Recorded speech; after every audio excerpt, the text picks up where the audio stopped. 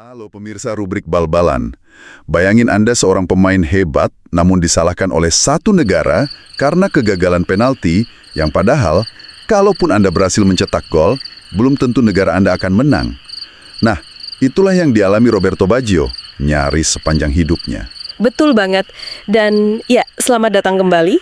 Buat Anda yang ngikutin sepak bola Italia, Anda pasti sadar kalau kisah ini tuh punya lapisan yang jauh lebih dalam dari sekedar statistik gol atau piala yang diangkat. Ya, eksplorasi mendalam kita hari ini emang bakal membongkar tumpukan catatan, arsip pertandingan lama, dan analisis taktis dari era 90-an yang udah berserakan di meja kita nih.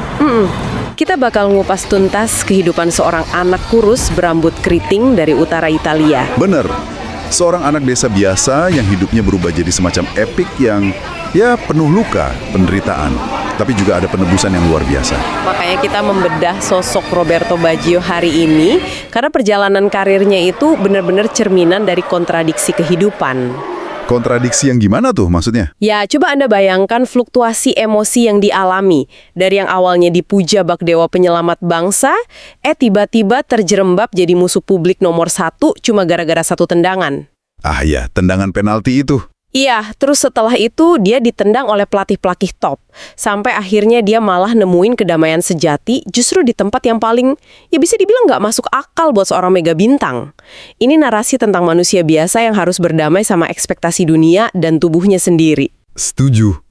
Nah, coba kita tarik mundur dulu ke masa-masa awal yang sering banget dilupain orang kalau udah ngomongin gemerlap panggung dunia. Kita terbang ke Caldogno, sebuah desa kecil di utara Italia. Desa yang bener-bener sepi ya. Banget. Baggio kecil ini main bola tuh di jalanan. Bukan produk akademi elit yang punya fasilitas mewah gitu, sama sekali bukan. Dia murni ngasah kemampuannya di jalanan. Benar. Dan dari situ aja tuh udah kelihatan sentuhannya yang luar biasa. Bola tuh kayak, seolah punya ikatan batin sama kakinya. Elegan banget ya mainnya. Sangat elegan, halus seakan-akan dia lagi nari di lapangan.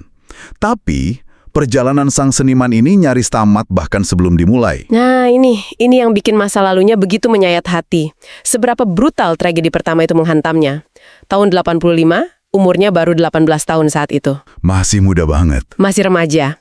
Dia baru aja tanda tangan kontrak dan bersiap mekar sama klub Vicenza. Terus di satu pertandingan lawan Rimini, lutut kanannya hancur lebur. Ya ampun, hancur lebur. Bukan cuma cedera biasa ya. Ligamen anteriornya robek, meniskusnya hancur. Anda harus ingat, teknologi medis olahraga di pertengahan tahun 80-an itu masih sangat primitif kalau dibandingin sekarang. Nggak secanggih sekarang ya perawatannya. Jauh. Dia sampai harus dapat 220 jahitan di lututnya. 220 jahitan. Gila, di usia 18 tahun loh. Kebayang nggak sih hancurnya mental anak itu? Pasti trauma berat. Banget. Dari arsip yang kita baca, dokter-dokter saat itu bahkan sampai ngelengin kepala. Mereka pesimis dia bisa jalan normal lagi tanpa ngerasa sakit. Apalagi buat main bola di level profesional ya. Nah, itu dia. Bayangin, mimpi Anda direnggut tepat di depan mata karena tubuh Anda sendiri menyerah. Tapi, dari catatan medis dan biografinya yang kita kumpulin ini, ada satu hal yang paling menonjol dari Baggio. Penolakannya buat menyerah. Pat, penolakannya yang absolut. Dia ngelewatin ratusan jam fisioterapi yang benar-benar menyiksa. Dia sampai kehilangan berat badan belasan kilogram karena stres, tapi dia bangkit. Dan pemulihan yang berdarah-darah itu yang ngebentuk mentalitas dasar seorang Baggio. Ketahanan yang luar biasa. Bener banget. Dan saat dia akhirnya sembuh, lalu berlabuh di Fiorentina, kita benar-benar ngelihat ledakan bakat yang sempat tertahan itu. Di kota Florence, dia kayak nemuin panggung idealnya. Karena dia mainnya nggak pakai otot ya. Betul, dia main pakai imajinasi.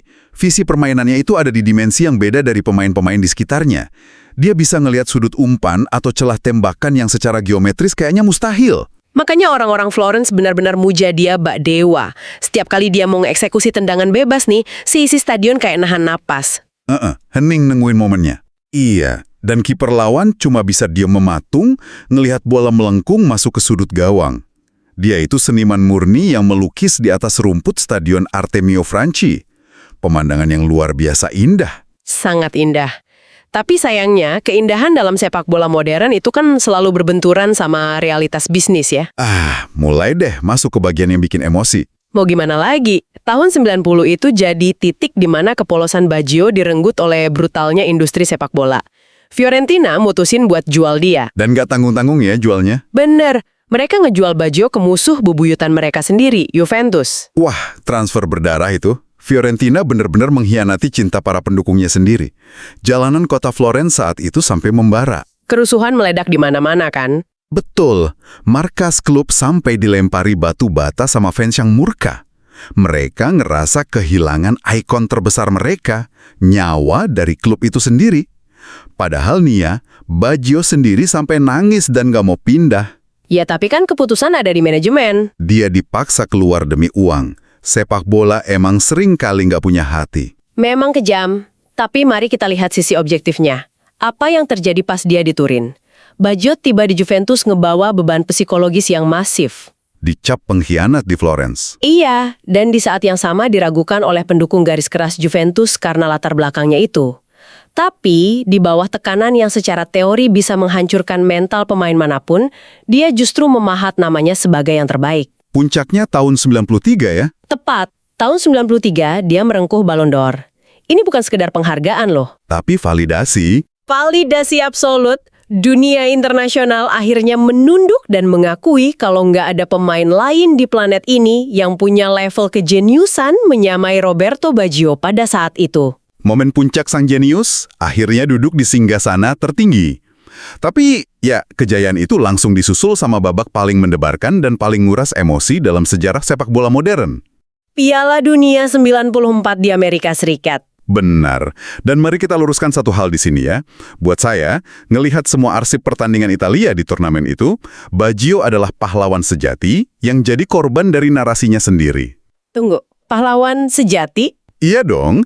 Kalau Anda ingat, Italia itu mainnya sangat berantakan di fase grup.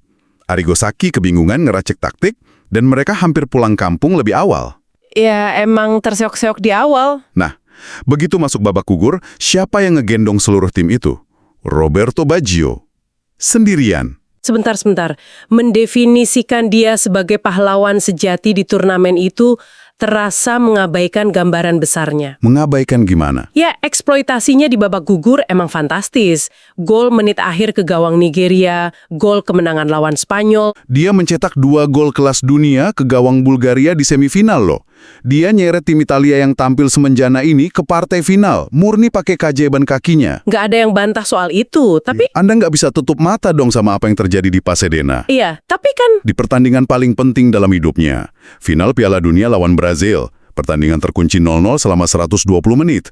Masuk ke babak adu penalti, tekanan memuncak. Franco Baresi gagal, Daniele Massaro gagal. Nah itu, pemain lain juga gagal kan? Tapi Baggio maju sebagai penendang terakhir yang harus masuk buat nyambung nyawa Italia. Pemain terbaik dunia, pemegang Ballon d'Or, ini panggungnya. Seluruh dunia nonton. Dia nendang dan bolanya terbang melampaui mister gawang. Selesai. Dia lagi cedera saat itu. Brasil juara, Italia nangis. Dia gagal ngelakuin hal paling dasar di saat paling kritis. Fakta tetap fakta. Anda mengabaikan konteks fisiknya secara total. Baggio main di final itu dengan cedera hamstring yang parah banget. Cedera atau enggak, dia milih buat nendang. Dia bahkan harus disuntik obat penahan sakit cuma buat bisa berdiri di lapangan. Salahkan dong pelatih yang maksain dia main. Salahkan pemain lain yang juga gagal penalti sebelumnya. Kenapa semua beban dosa sebuah negara ditimpakan ke pundak satu orang yang justru bawa mereka sampai ke titik itu? Karena dalam olahraga level elit, sejarah itu nggak peduli sama alasan medis. Sejarah cuma mencatat hasil akhir. Ya itu nggak adil dong buat Baggio. Pemain besar dinilai dari gimana mereka ngerespons momen terbesar.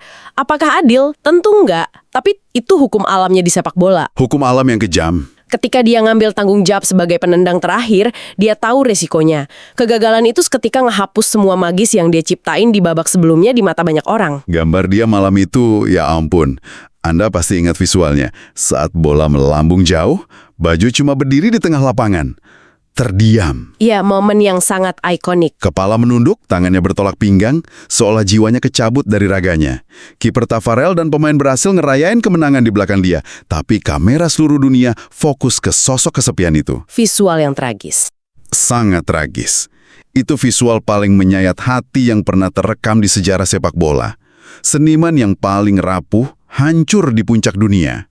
Itu bukan sekedar kegagalan atlet, itu tragedi kemanusiaan yang sangat nyata.